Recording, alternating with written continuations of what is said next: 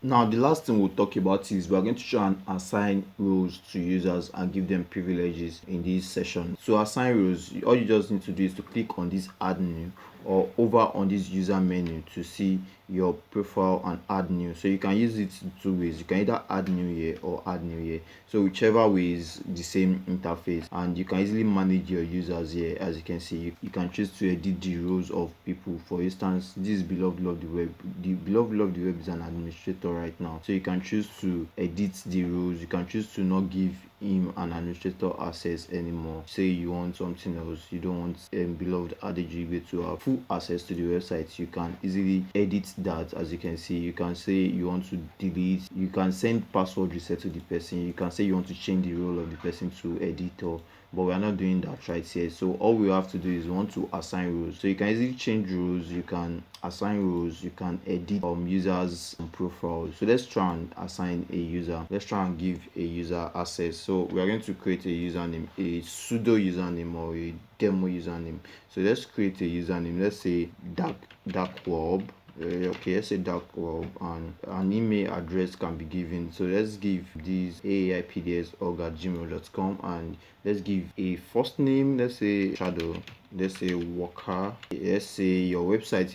If the user has a personal website, maybe you are employing another webmaster, you can easily insert it here, and you can give them a site default, maybe English in the UK, and you can generate password for them. So you just give them something like this, or you give them a custom password like 12345. So let's just do 1234567 8. So the password is very weak. We're going to leave there. Confirm the use of weak password. So we're going to confirm it, and we're going to send the new user an email about their account. So you can do that as well, but we don't need to send the new user an email about the account. Since we are offline, we don't want to do that. We just want to add users, and we're going to give them a role. Let's try and give them an editor role and see how it goes. So we're going to give this particular user the editor role, and we're going to add new user that way. So we have dark web. Remember the username, I remember the password 1345678. So we're going to add a new user that way. Once we add a new user, we're going to use that new user to log in. Remember, we have dark web, shadow worker as the name, and this is the email, and this is the role of the person, editor, and the administrator has 1 post, the editor has 0 post. Let's try and see what the editor role is all about. So we're going to log out of this website. We're going to try and log out, and we're going to log in with this new username, with this new user we created, shadow worker, dark web, password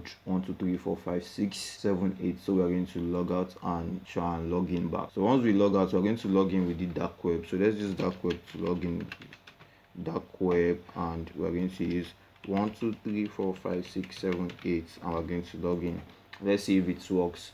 As you can see, this is the editor's dashboard, and this shadow worker right here from the new user we created. The editor has access to your post, to your pages. So let's see the post and see what level of access the editor has. So the editor would have access to all your posts. As you can see, an admin created this post, but the editor has access to it. So every other post that is on the website, the editor would have access to it, and pages right here. So the editor have access to your pages as well. So the editor gets to do a lot of things. The only thing the editor cannot do is cannot add new user, cannot do all those things. That's an administrative role. So you get to assign roles and give people different positions and privileges on your website. You can assign other roles to people. That will be your take-home assignments. You can check what the dashboard would look like, and you can log out and log in back. So let's log out back and log in with our former username and access. So beloved love the web and 1234567 8. We are using a very weak password. Try to use a very strong password. As you can see, I was confirming the weak password before we could use it.